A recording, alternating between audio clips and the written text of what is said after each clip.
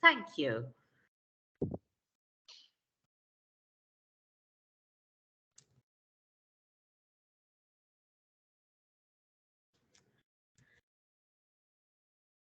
And we are in breakout room 2 now, are we? Yes, we are. Yeah. Mm-hmm.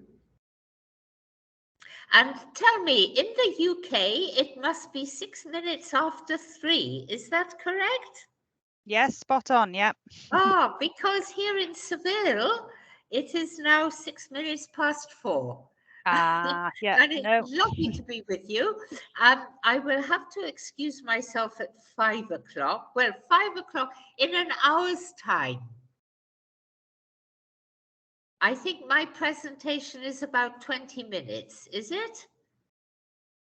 Yes, it was a half an hour slot, I believe. Yeah. Thank you so much. Thank you. It's just wonderful to be able to join you here from Seville. And we have had a very busy day with many, many presentations. And very many of them are talking about the post-pandemic revival.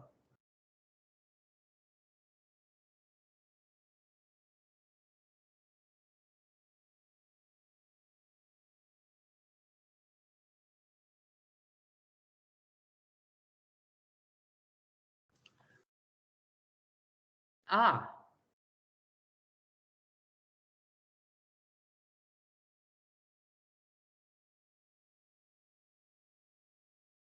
Now then, do you need to see me?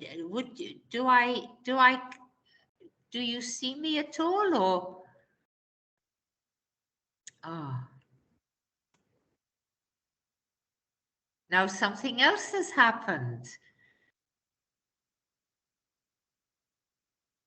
There's a lion on my screen.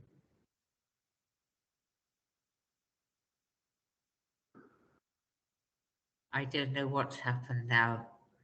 I've got a lion on mine as well, but I'm not sure where it's come from. No, it's a very beautiful lion. The Lion, the Witch, and the Wardrobe.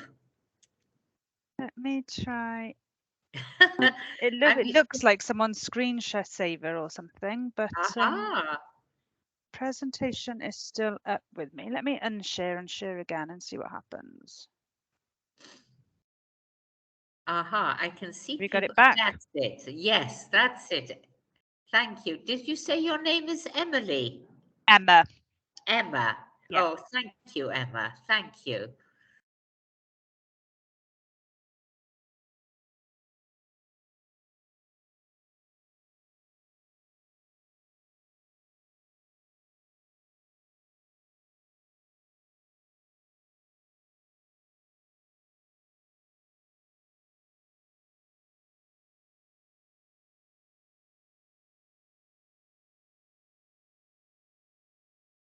Are people assembling in the room now? Yeah, I think most people will have joined by now. So if you start when you're ready, and then just let me know when you want me to change slides. Oh, very good. Thank you. Well, hello, good afternoon, everyone in Wales, in Bilthwells. It's really good to be speaking to you across the miles from Seville here in Spain, where I am presenting 2 research papers for the International Conference for Education, Research and Innovation. And I'm really very glad to join you today. So here we are. I'm looking at creativity as your lifeline and surviving troubled times post-pandemic in rural Wales. My son, Peter Rogers, as you will see in the top left-hand corner, has 18 Caps for Wales, is very much immersed in helping people with dementia and is doing his master's in the University of West London, where he is learning about the theory and contemporary practice for dementia care. He is in Cardiff with an agency and has a lot of patients that he's learning how to give support. And the last speaker, I have to say, the frailty index is tremendously useful. So here we go. Let's have the next slide, please. Thank you, Emma. So here we are, surviving troubled times, and we know that a huge chaos has been caused by the pandemic all over the world. And the next slide will show you the statistical analysis of how COVID has impacted on mental health and well-being. And as you can see, the 33% of the people in the United States found it really difficult to cope with the pandemic due to stress, anxiety, and depression. We in the United Kingdom seem to have had less, but nevertheless quite high, more than a quarter of our population, 26%. And it seems really that Norway, for some reason or another, which would be an interesting study, found that 10% of the population were unable to cope with loneliness during the pandemic. Next slide, please.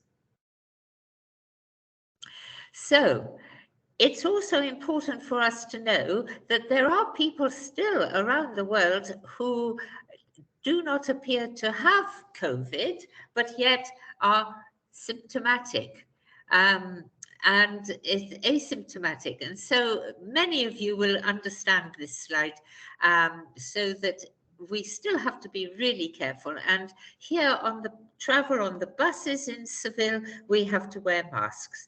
Other than that, in the conference, we are encouraged to wear masks, but only a few people do. So let's get to the next slide, please.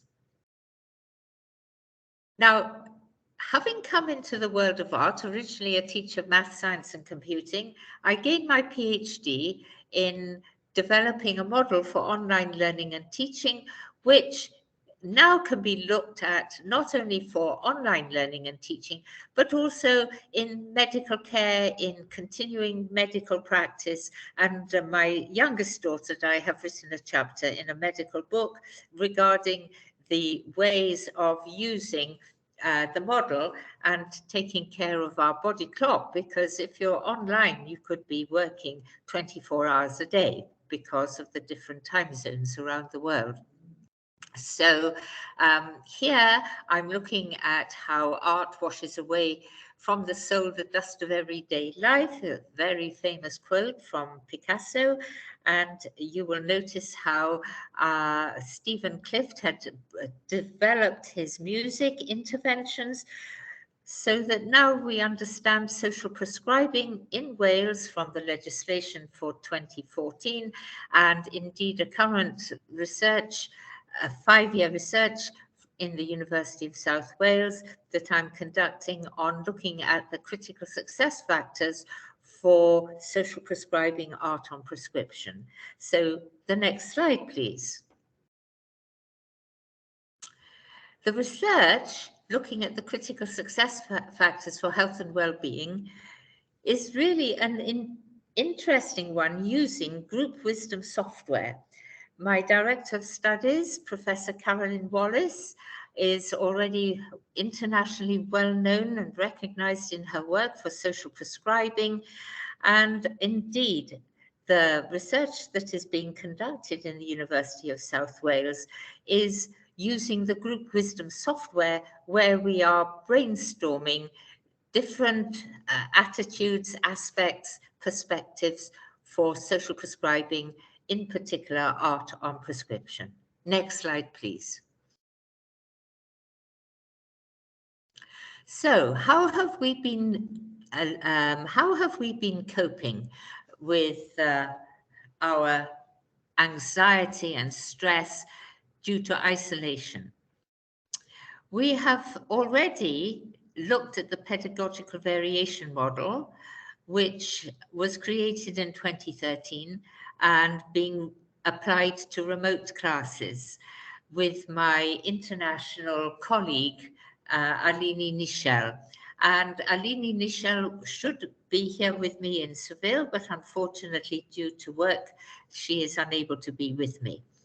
Now, we have recognized that online learning and teaching can not only be applicable to education, higher education, but also applicable to the training for facilitators in social prescribing workshops. And this is where my son Peter is very anxious and very clear in his mind that we can set up workshops like this in Treforest, where we already have a venue which is hosted by the Consortium for Creativity in the Community for Health and Wellbeing. And we're working on establishing links with Interlink in RCT to look at how to overcome stress, anxiety, depression through workshops, music and drama and art practice and therapeutic arts. Next slide, please.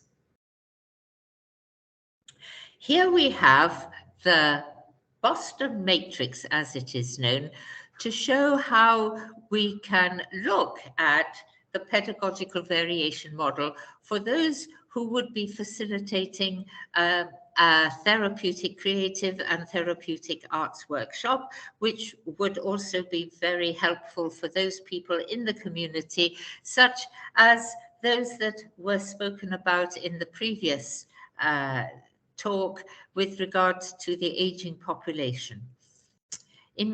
So the matrix is made up of an x-axis, which looks at task giving, which looks at transactional leadership characteristics, and together with task giving, we're looking at motivational and empowerment in the y-axis. This creates 4 quadrants, as you can see, quadrants A, B, C, and D. Please take note of the color because we're looking at the facilitator aspect in the purple. So next slide, please. Here we're looking at the aspect again, but with in a descriptive manner, such that in quadrant A, you can see that there is low task giving and low motivation. And why would a facilitator not give lots of tasks and motivation?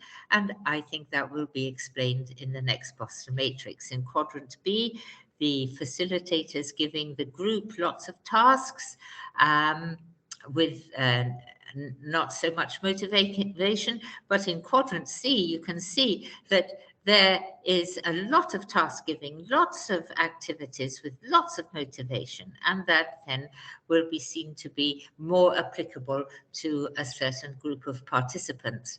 In quadrant D, we have low task giving with high motivation, and that again is preferable for another set of participants. So in the next slide, shall we look at that, please? Here we have in a diagrammatic format the kind of participants that we might have. We might have the Bs, and these are representative by highly enthusiastic people who like to share and engage in different kinds of tasks in a creative and therapeutic workshop, whilst the foxes, they would participate but would be unable to share and exchange their ideas, whilst the ostriches would be those kind of participants who might think that a workshop which gives creative and therapeutic art activities is a total waste of time and nonsense. And really, these participants are quite difficult in a sense of understanding how creative and therapeutic art might help. In a rural area where there's perhaps fewer opportunities for this, you might find some people in that respect. Or alternatively, quite opposite, you might get those who may be like the bees who would engage most enthusiastically in workshops. The tortoises now are very interesting participants in the sense that they become a little bit anxious and maybe unaware of their the way in which to participate, and they might say, look, please don't give us too many tasks, but just give us a few tasks at a time, and we'll enjoy and we'll get there and complete the tasks. So next slide, please. Looking at this workshop participant learner aspect, here we have the description of the quadrants E, F, G, and H. So E is would be represented by the Bs, and these Bs would be highly collaborative, very enthusiastic, and engaged in activities. And so the facilitator may say, look here now, there's no need to give lots of activities and lots of empowerment, because these Bs are really engaged and they really love doing what they like to do. So we'll just keep a little eye on them and let them get on with the engagement and their pleasure in participating in a therapeutic or creative arts project. So we go to quadrant F, which would be represented by the foxes, and the foxes who may be unable to collaborate together or exchange ideas, or maybe they don't really want to, and would be hesitant to participate with one another's ideas. So here we would expect the low collaboration, but a very high ability of getting on with their creative and therapeutic art activity. So quadrant G. Now, quadrant G is a really interesting one, because if we are introducing creative and therapeutic arts in a community where there is a great need for people who are lonely, who are severely anxious and depressed, and that clinicians would prefer to reduce the medication and refer patients to such creative and therapeutic art groups, it would be a very, very important part of the work of social prescribing to get professional facilitators who could engage people who might otherwise think that such activities are rubbish and are not so beneficial for their health and well-being. But we know otherwise. Now, quadrant H would be described for the tortoises. The tortoises love collaborating with one another. They will talk about their adventures. They will talk about television programs, their love life, but however, would have difficulty in getting together in the sense of somehow producing something through a creative or therapeutic arts course, and you would give them time to paint, or you'd give them time to consider how to weave, or you'd give them time to consider how to use collage. And this is a most wonderful group of participants. Next slide, please. Now then, this is quite a busy slide. It really looks at how the All-Party Parliamentary Group for Health and Wellbeing, which was set up by Lord Howth of Newport in 2014, brought about their report 2015 to 2017, a 2-year report known as Creative Health, the Arts for Health and Wellbeing. And I'm sure there are many, many of you in the audience who already know about this amazing report. The 2 years are gathering evidence for the development for creative art and therapeutic arts in the community. And I very much hope, and I really do feel, that the pedagogical variation model is a means of helping arts and therapeutic art facilitators to understand the different groups that one might come across, and to enable these different diverse groups of participants to engage in arts practice and therapeutic arts for health and well-being. I am so passionate about this that I'm here to explain how we would very much like to be a central hub in Treforest in Place Happy's. It's Cecil House, number 1, Fothergill Street, where we are evolving and creating a venue just to do this, to help participants in the community. Next slide, please. So this slide now brings about the 2 matrices, the 2 Boston matrices that I have discussed. The first one, which had the quadrants A, B, C, and D, and the second one for the participants in a therapeutic arts activity in E, F, G, and H. And when we overlap these 2 matrices, we come up to understand the concept of pedagogical variation. We're looking at 4 different aspects of participant involvement with the preferred facilitating styles for those facilitators, the professionals who are working so hard in bringing about creative and therapeutic arts interventions into people's lives to bring about their health and well-being. If there are any questions about this, please take a photo of this slide and please do get in touch with me. My email address is on the next slide, I think, or it could be the slide after. Next one, please. Now then, if you read this, it's quite an interesting little story. And I know it's not really very good to read out a slide, but I think I will this time. This is a story about 4 people named Everybody, Somebody, Anybody, and Nobody. And there was an important job to be done. And everybody was asked to do it. And everybody was sure that somebody would do it. Anybody could have done it, but nobody did.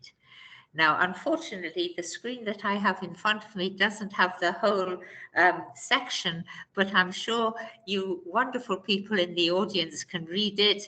And I think there may be some who have already seen this story. So I'm ending here perhaps, and I do thank you for attending. But please, let's all be part of social prescribing to help those in the community who really do need our help for their health and well-being. Next slide, please.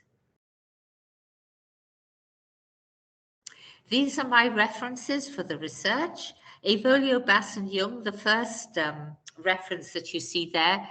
These are the guys who really helped me look at leadership, that we all are leaders in our respective duties. Each and every one of us has work to do in the sense of task giving, in the sense of empowering people. We each have a part to play. So Evolio, Bass and Jung have looked at the 2 strands of leadership, transactional in task giving, and those that are looking at transformational leadership empowerment. You will read about my dissertation, my thesis, my PhD doctoral thesis, which was done in 2013 at the University of Glamorgan. And there are many other papers that I have written. And it's really good to let you know that this model has also been used in Moscow and Chelyabinsk for the Olympic training, the university, for sports and gymnastics and PE. It has also been used in Kuwait for looking at work-based education and continuing professional development. The model has also been used and applied in chapter 30 of a medical education book. And I'm so passionate in sharing this with you. And I really do hope that there is an evaluation questionnaire that if there are any in the community or those of you who are listening may like to email me and ask for the questionnaire, distribute it amongst your staff or amongst your students, and then from the analysis of the questionnaire, we can write another paper together. So thank you again for being here. Thank you for inviting me. And it's just wonderful to be here in Seville to be able to share all this with you. And every success in the conference for tomorrow. And thank you again. Next slide, please. There is one more chapter to write in this book, the book on art practice, 7 ways to unleash your creative spirit within for health and well-being.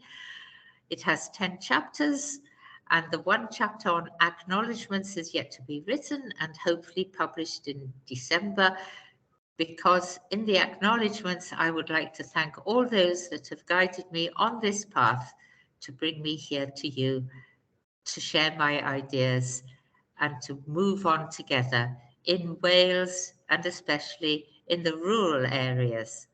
So thank you again and hope to meet you again soon. Thank you. Next slide, please.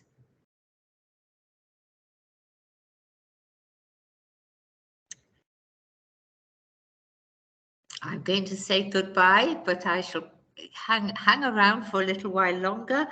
It's getting on to 4:30 here in Seville, and I have 30 minutes now to get ready for another presentation. This one here today is my second, and I've completed the day here in Seville with Creativity is Your Lifeline, and it's the health of a nation. So thank you again. Thank you so much for being here.